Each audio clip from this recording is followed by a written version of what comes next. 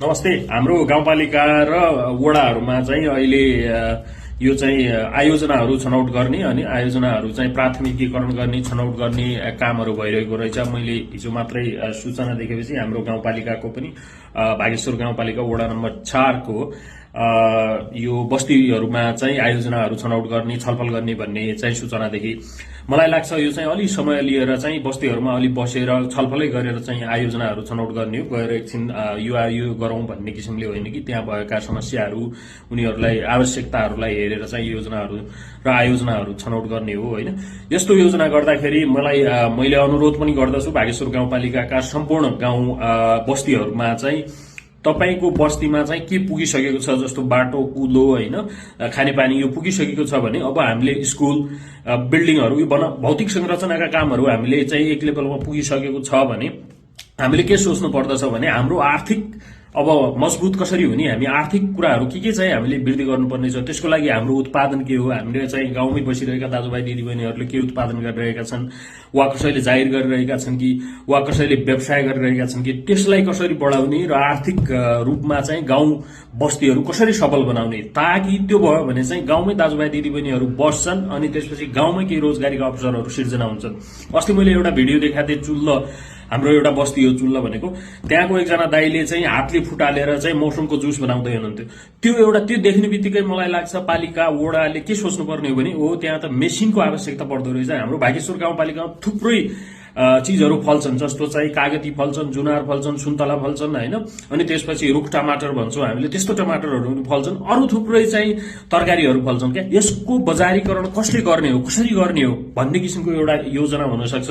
यो बस्तीमा यो योजना हुन सक्छ, किसानलाई तालिम के दिने हो होइन, त्यसपछि किसान सँगसँगै चाहिँ अन्य के व्यवसायहरू हुन सक्छन्, त्यसलाई तालिम कसरी गर्ने, त्यसलाई कसरी अगाडि बढाउने भन्ने किसिमका चाहिँ योजनाहरू हुन सक्छन्। यो सँगसँगै चाहिँ भौतिक संरचना पनि हुन सक्छ। अब कहीँ केही छ भने बनाउनु पर्ने छ भने त्यो पनि बनाउनु पर्छ होला। त्यो सँगसँगै शैक्षिक कुराहरू होला होइन, त्यो वडामा त्यो बस्तीमा शिक्षकमा के कुराहरू कामहरू गर्न सक्छौँ हामी भनेर, अनि स्वास्थ्यको कुराहरू होला होइन। यस्ता किसिमले चाहिँ विपदको कुराहरू होला। अरू हाम्रो बस्तीहरू धेरै टाढा टाढा माथि छन् होइन, त्यो विपदको बेलामा चाहिँ हामीले कसरी के सहयोग गर्न सक्छौँ भन्ने कुराहरू होला होइन। यो सबै कुराहरूलाई ल्याएर बस्तीहरूमा पनि दाजुभाइ तथा दिदीबहिनीहरूलाई मेरो अनुरोध के छ भने तपाईहरूले आफ्नो आयोजनाहरू हेर्दाखेरि के कुरा हाम्रो भइसकेको छ र के कुरा अब हुनुपर्ने छ भन्ने किसिमले चाहिँ छनौट गरेर त्यसपछि चाहिँ योजनाहरू आफ्नो चाहिँ प्रस्ताव गर्नुहोला।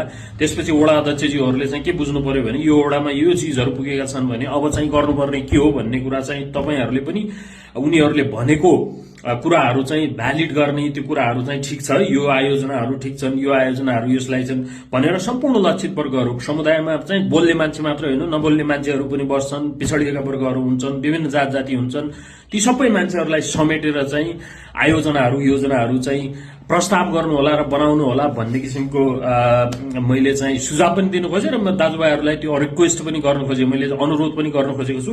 अर्को कुरा चाहिँ के हो भने योजनाहरू आइसकेपछि चाहिँ पालिकाले चाहिँ पालिकामा गर्ने यो वर्ष गर्ने केही महत्त्वपूर्ण चाहिँ आयोजनाहरू के हुन् त जसले चाहिँ पालिकालाई नै त्यस्तो प्रभाव गर्न सक्छ भन्ने किसिमले चाहिँ पालिकाले पनि आफ्नो योजनाहरूलाई चाहिँ प्राथमिकीकरण गर्दा चाहिँ ध्यान दिनु होला भन्ने जुन हाम्रोमा चाहिँ 6-7 वटा चरणहरू छन् योजना बनाउने वा योजनाहरू यो अहिले प्लानहरू बनाइराख्ने होइन, योजनाहरू छनौट गर्ने 6-7 वटा प्रक्रियाहरू छन्। तर बस्तीमा चाहिँ अलि धेरै समय दिइदिनु होला भन्ने कुरा चाहिँ अनुरोध गर्न खोज्छु। मैले चाहिँ 2 दिनको देखेँ हाम्रो वडा नम्बर 4 मा एटलिस्ट 3-4 दिन लाउँ नि त, मिल्छ भने होइन। 2 दिनमा त बस्तीमा सबै योजनाहरू त छनौट नहुन सक्छन्।